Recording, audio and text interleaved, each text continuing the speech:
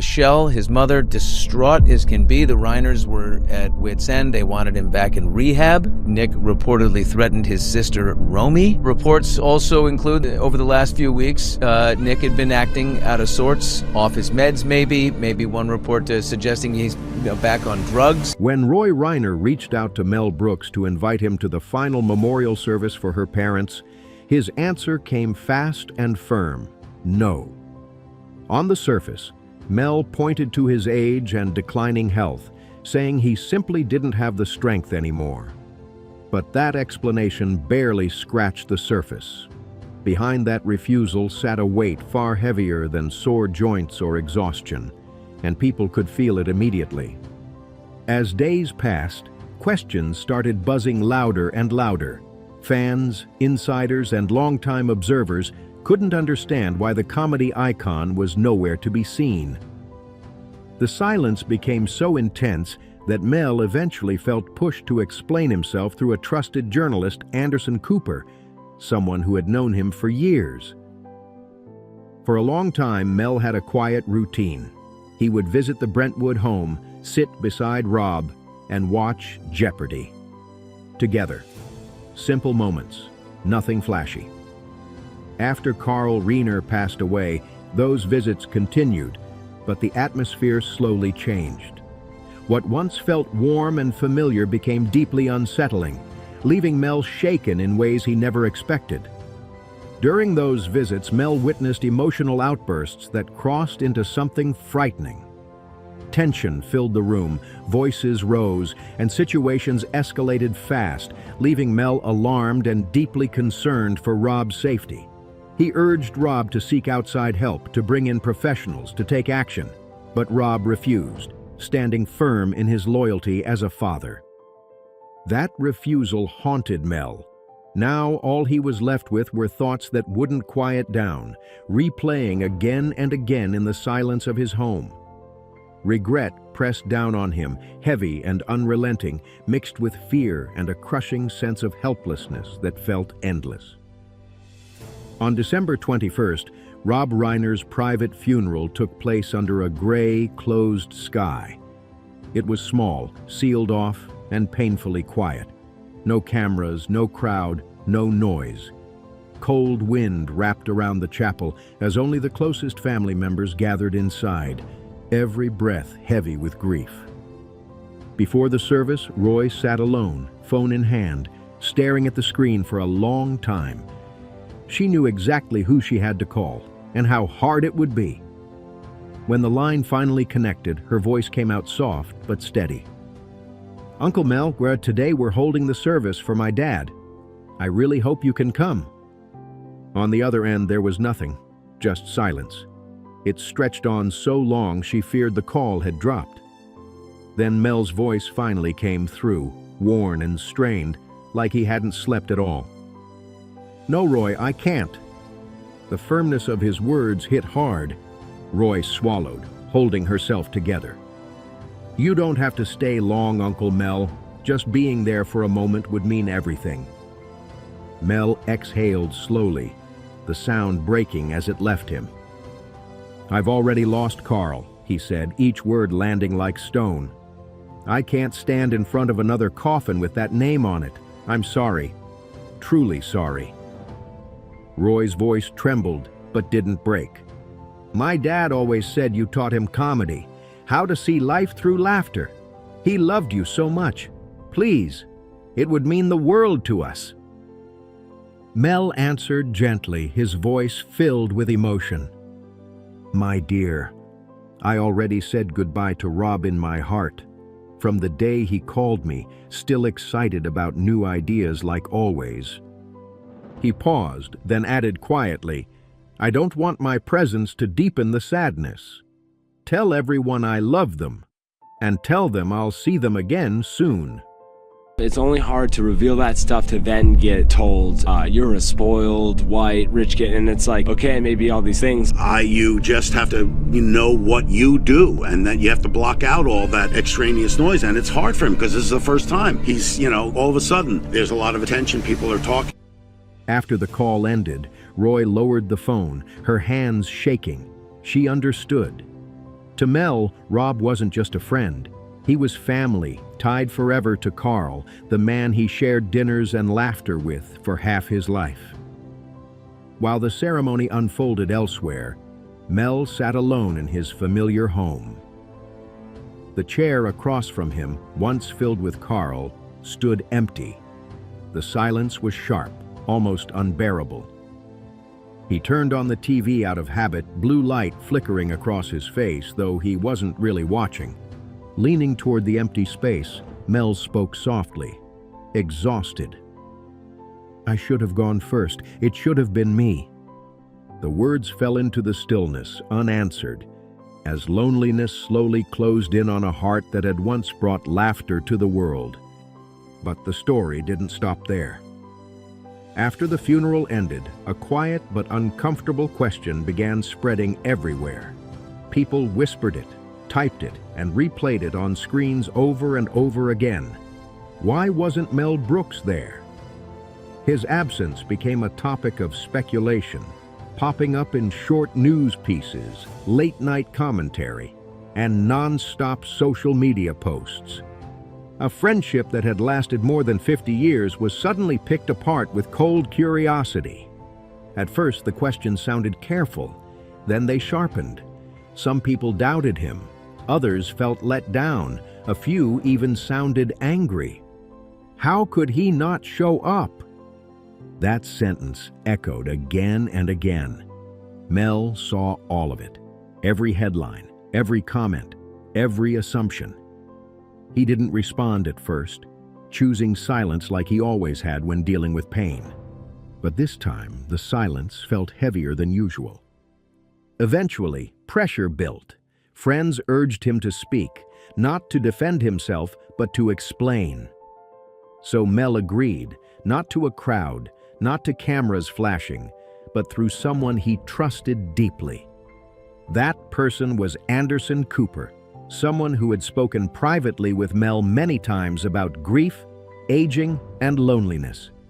When the interview began, the room felt so quiet, it was almost uncomfortable. Mel Brooks sat hunched forward in an old chair. His shoulders shook slightly, like they might give out at any moment. His hands clenched and unclenched, over and over, as if fighting something unseen. The face once known for endless smiles now carried deep lines carved by time and loss. His eyes looked tired, filled with regret he had kept buried for years. When he finally spoke, his voice came out rough and unsteady, like each word took effort. "I didn't want to do this," he said. "But maybe I owe Rob an explanation, and maybe I owe myself one too." He stared down at the floor for a long moment before lifting his eyes again. "It's not because I didn't love Rob," he added. "It's because I loved him so much that I couldn't go." The air in the room felt heavy. Pain, regret, and affection blended together, creating a moment that felt almost suffocating. Mel gave a faint, sad smile. "I said goodbye to Carl every day for years," he said quietly.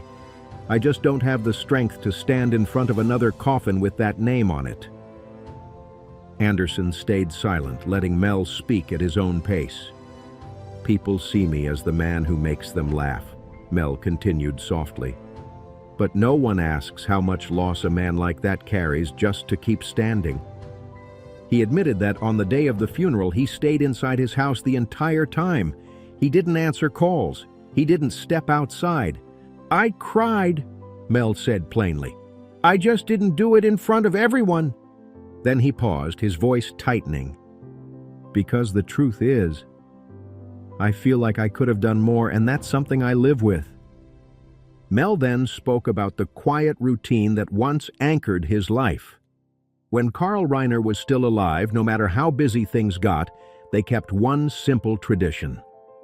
Once a month, Mel would visit Carl's house, sit in the same familiar chair, and watch Jeopardy together. No work talk, no comedy talk, just two old friends sitting side by side, laughing softly or falling silent when neither knew the answer. "That's how we told each other we were still here," Mel said. No speeches, no big words, just showing up. Carl would make tea. Mel would mumble a few old jokes. Time moved slowly during those evenings, like it knew better than to rush them. When Carl passed away, Mel believed that tradition would disappear with him. But then Rob called. He didn't say much. Just one simple line. "Uncle Mel, if you'd like, we could watch Jeopardy together." Mel stayed quiet for a long time before answering, but in the end he went. Carl's empty chair was still there, but Rob took the space beside it. At first it felt strange. Rob wasn't like his father. He laughed less, he spoke less. Sometimes they sat in silence for long stretches. But they still turned on the TV at the same time, still sat next to each other, still let the show play, like a fragile thread holding them together. "I didn't go there for the show," Mel admitted. "I went for that house." Over time, he adjusted to Rob's presence in a space filled with Carl's memory. But something felt different. The silence felt heavier. The energy felt strained. Rob tried to seem calm, but Mel could sense a deep exhaustion beneath the surface, one that never fully went away. That realization stayed with him, long after the screen went dark each night. "There were nights," Mel said slowly, "when the TV was on, but nobody was really watching." Rob would stare straight at the screen, yet his eyes looked distant, like his mind was somewhere far away. In those quiet moments, Mel began to notice things that were never said out loud. Burnout, pressure, and the deep loneliness of a man who always felt responsible for holding everything together. Little by little, Mel realized he was witnessing layers of exhaustion that had built up inside that house over many years. He later admitted there were evenings when he wished he had never stepped inside at all. What he saw was simply too heavy for someone already carrying a lifetime of loss. Mel witnessed repeated emotional outbursts from Nick that felt sudden and intense. The tension could shift in seconds, as if the room itself was holding its breath. One night, when a financial transfer arrived later than expected, Nick became visibly agitated, raising his voice and striking the table with his hand. "Do you have any idea how urgent this is?" Michelle froze in shock. Rob stood still, unsure how to respond. Mel sat rigid in his chair, feeling fear inside a home that once felt safe. Those moments weren't just about money. Another evening, dinner wasn't ready yet when Nick entered the kitchen, his mood turning dark instantly. "It's always like this," he shouted. "You never care about what I need." Michelle's hands trembled as she held the spoon. Rob spoke softly, trying to keep control. "Calm down, son. Your mother is trying." The tension reached a breaking point when Rob, clearly exhausted but still gentle, suggested that professional help might be worth considering. He spoke carefully, choosing every word with love and caution. That single suggestion changed everything. Nick's expression shifted fast. His voice rose, sharp and uncontrolled. "You have no right." Mel instinctively stood up, his heart racing, sensing the situation slipping away. But the moment that stayed with Mel more than any other came on a night he could never forget. The argument began over something so small that the details no longer mattered. What mattered was how fast it escalated. Nick's voice grew louder, the air thicker, every word landing harder than the last. Suddenly, Nick moved toward Rob, closing the distance between them until they were far too close. His fists clenched tightly, his shoulders shook with raw emotion. His eyes no longer looked like a son arguing. They looked lost, overwhelmed, and out of control. Mel jumped to his feet, his pulse pounding, prepared to step in if needed. Rob didn't move back. He stood still, arms at his sides, his voice shaking, but calm. "Please stop, Nick," he said quietly. "I'm right here." That didn't stop the moment. Nick lifted his arm as if he might strike. Mel held his breath, fully believing everything was about to cross a line that couldn't be undone. Then something unexpected happened. Rob broke down. There was no yelling, no pleading, just tears falling slowly, heavily. "I'm begging you," Rob said, his voice cracking. "I love you." That sight stopped Nick in his tracks. His raised arm froze in the air before slowly dropping. The tension drained from his body, leaving behind a chilling emptiness. Without a word, Nick turned away and shut himself in his room. Rob collapsed into a chair, covering his face as he cried uncontrollably. He looked completely drained, like a man who had given every ounce of himself and had nothing left. It's an extraordinary financial expense. It may make life easier in some ways, but it doesn't necessarily make life better. So when you think about a family here who was trying everything over the course of a decade plus, I mean, I cannot possibly fathom how difficult it was to do that. In some ways, obviously, they're saying it was rewarding. Your failings and successes as a parent and a child, I mean, you're putting a lot of effort into dealing with this relationship, and for it to end so tragically and violently is very upsetting. Mel stood nearby, frozen and powerless. He had never witnessed love like that before. A father willing to endure fear, humiliation, and emotional pain just to protect his child. It shook Mel deeply. Mel stepped forward and placed a hand on Rob's shoulder, but no words came.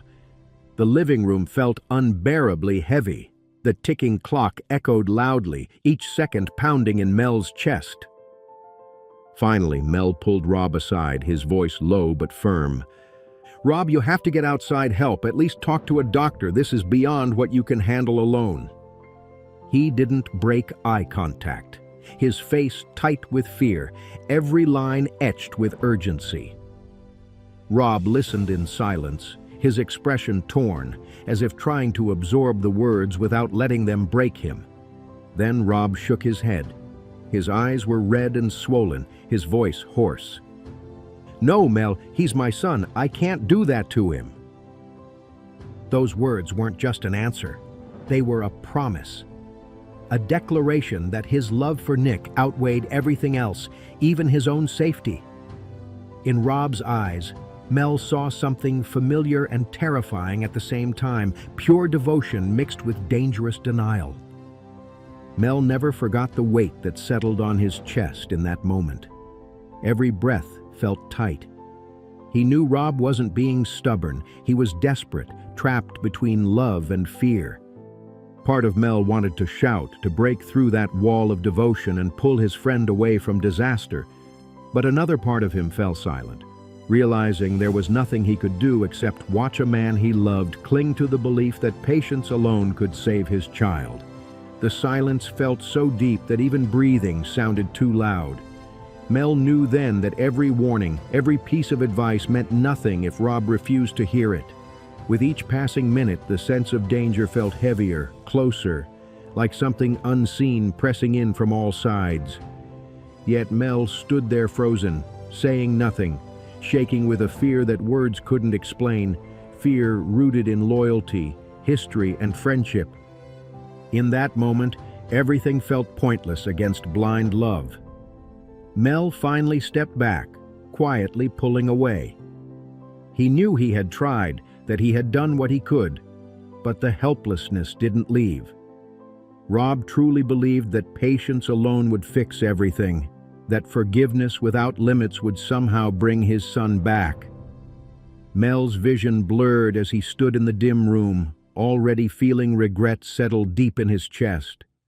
He didn't know what would happen next, but fear had already carved its mark on his heart, like a warning he couldn't erase.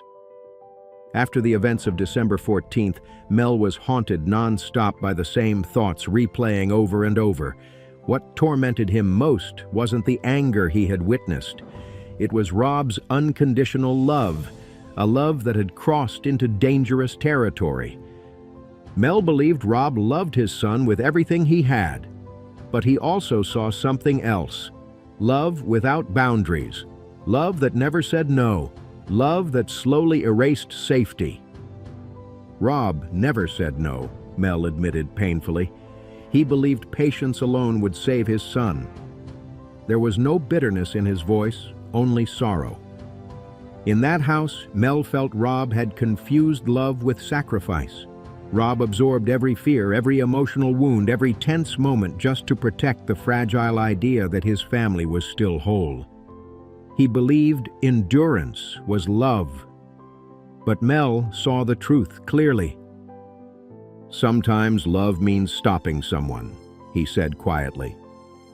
As time passed, Mel watched Rob grow thinner, weaker, not just in body, but in spirit.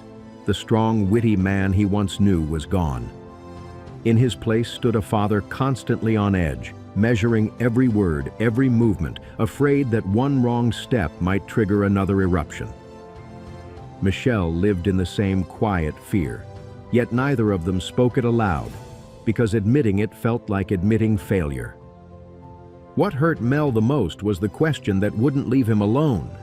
Why hadn't he pushed harder? He had seen the signs. He had heard the shouting. He had felt the tension hanging in that house like a storm cloud. He had urged Rob to seek professional help, to bring in outside support, but then he stopped. He chose to respect Rob's wishes, even when his instincts screamed otherwise. Now Mel blamed himself every single day.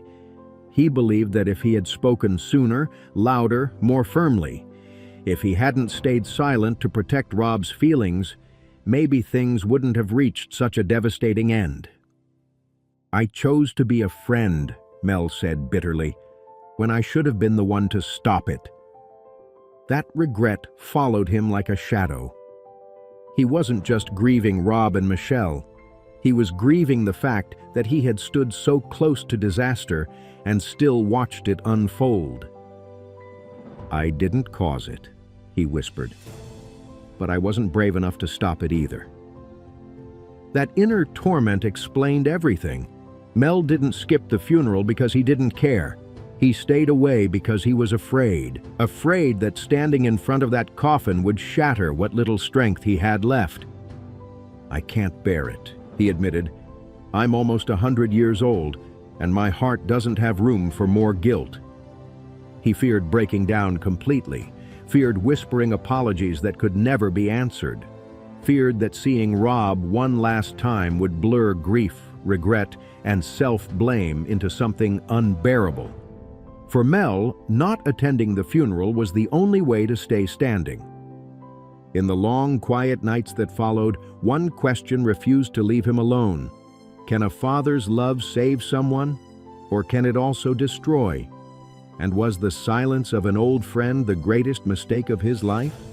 Mel Brooks has lived nearly a century, longer than almost anyone he has ever known.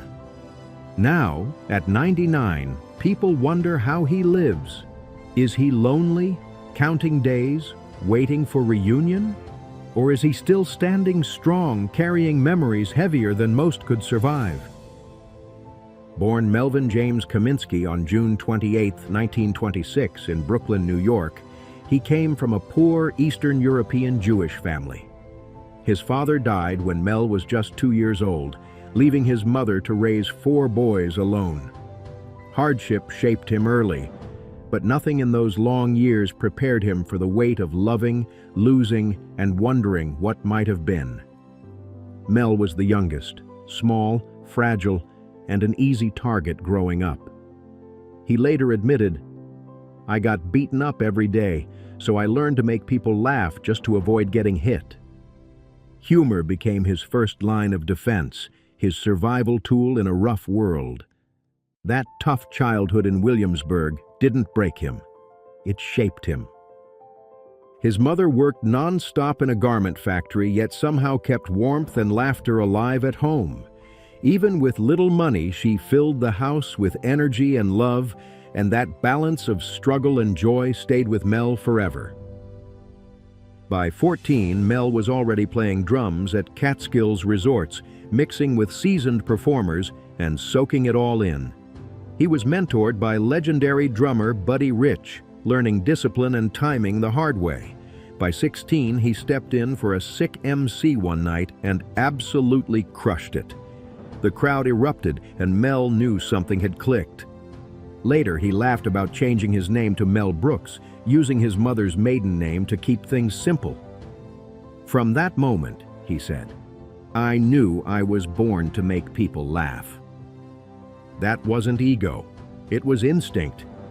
At 18, Mel enlisted during World War II, serving in Europe as a combat engineer. Even in uniform, surrounded by chaos, he leaned on humor to lift spirits.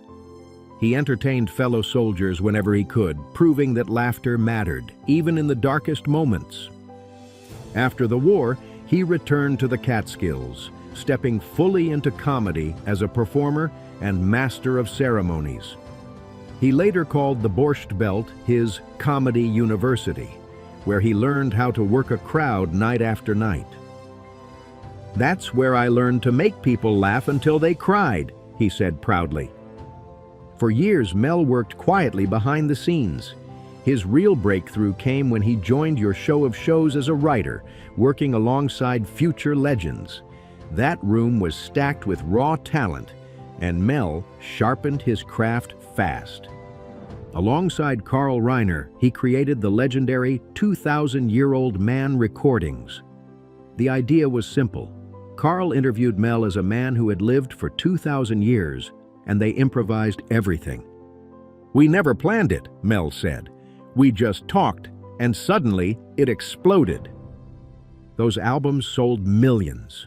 From there, Mel moved into television, co-creating Get Smart, a sharp parody of spy culture. Then came the jump to film, starting with The Producers in 1967. That movie shocked everyone, and won Mel an Academy Award for Best Original Screenplay. What followed was a legendary run: Blazing Saddles, Young Frankenstein, History of the World Part 1, Spaceballs. Each project pushed boundaries while keeping humor smart, bold, and unforgettable. In 2001, the Broadway adaptation of The Producers shattered records, winning 12 Tony Awards. That moment completed Mel's rare EGOT achievement: Emmy, Grammy, Oscar, and Tony, a level very few ever reach. Despite massive success, Mel kept his private life mostly low-key. He was married twice, and his second marriage became the deepest love of his life, a relationship that still moves people today. His first marriage was to Florence Baum, a Broadway dancer and actress. They married in 1953 and had 3 children. Their home was once filled with laughter, but the marriage quietly ended after about 9 years. Mel never spoke harshly about it. "It was part of life," he said. "We respected each other for the kids." Everything changed when Mel met Anne Bancroft. It wasn't instant sparks. It was a slow, real connection between two people who understood loneliness. Anne was sharp, intelligent, and strong. She saw past the jokes and recognized Mel's sensitivity and depth, and Mel adored her. With Anne, he felt safe, like he had finally found a place to rest his heart. They married simply, without flash, and stayed together for over 40 years. A rare thing in Hollywood. Anne wasn't just his wife, she was his emotional anchor, his balance, his home. And through all the laughter, fame, and success, that bond remained the most important role Mel Brooks ever had. She believed in him long before the world caught on. Anne stood firmly beside Mel through bold ideas, risky films, and moments when doubt circled loud and heavy. Even their religious differences never stood in the way. Mel was Jewish, Anne was Catholic, and love didn't care one bit. Anne once joked about her mother, saying, "My mother was a divorced Catholic woman who had lived alone for years. She was just happy I found a man." She didn't care if he was Mel Brooks or Jewish. She cared that he was kind, present, and real. Together, Mel and Anne became one of Hollywood's most admired couples. They supported each other in work and in life, always laughing, often playful like kids who never lost their spark. Their bond wasn't flashy. It was steady, warm, and deeply rooted. When Anne fell ill and later passed away, Mel didn't just lose a wife. He lost the most stable center of his life. He once admitted that after Anne was gone, the house felt terrifyingly quiet. That silence wasn't just sound, it was absence. Even then, Mel never searched for another love. That chapter didn't need repeating. What he had with Anne was complete, powerful enough to carry him through the rest of his life without replacement. Mel has 4 children, and he speaks of them with pride mixed with honesty. He admits he was a busy father, often pulled away by work, but he always tried to stay emotionally present. To Mel, family was never about perfection. It was about staying, even when things were hard. In his later years, Mel lives surrounded by memories of Anne, of friendships, of love gained and lost. He doesn't hide his loneliness, but he doesn't dramatize it either. He understands that love and loss come together, and that pain doesn't erase the value of happiness once shared. At 99, Mel Brooks remains quietly active. He published his memoir, All About Me, in 2021, and helped bring History of the World, Part 2 to life in 2023. Those close to him describe his health as stable for his age. His days now move slowly and gently. He spends most of his time at home, reading, rewatching old films, sometimes leaving the TV on just to fill the room with sound. Every so often, a familiar line makes him smile, as if laughter still floats somewhere in the air. Though he no longer works at a fast pace, Mel stays connected to creativity. He reads scripts, gives advice, does occasional voice work, and makes brief symbolic appearances. For him, creativity isn't ambition anymore. It's a way of staying present. In the end, Mel Brooks didn't attend Rob Reiner's funeral, not from a lack of love or respect, but because the pain was simply too much to carry. After years of witnessing Rob's struggle, his endless devotion as a father, and the quiet wounds inside that family, Mel knew his strength had limits. Standing before the coffin would have shattered him. Age, exhaustion, and memory pushed him toward a silent goodbye instead. That choice carried regret, but also deep affection. Mel still wonders if being braver, speaking louder, pushing harder, might have changed everything. But he chose silence not out of indifference, but out of love and an understanding of human limits, including his own. From a distance, Mel keeps Rob alive in memory, warm, vivid, and painfully bittersweet. And as we reflect on their story, one question lingers loud and heavy. Can love, when taken too far, become a burden? Can silence protect? Or does it only deepen the pain? If this story moved you, leave a comment and share your thoughts. And don't forget to like and subscribe so we can keep exploring powerful stories about friendship, family, and the fragile connections that shape us all.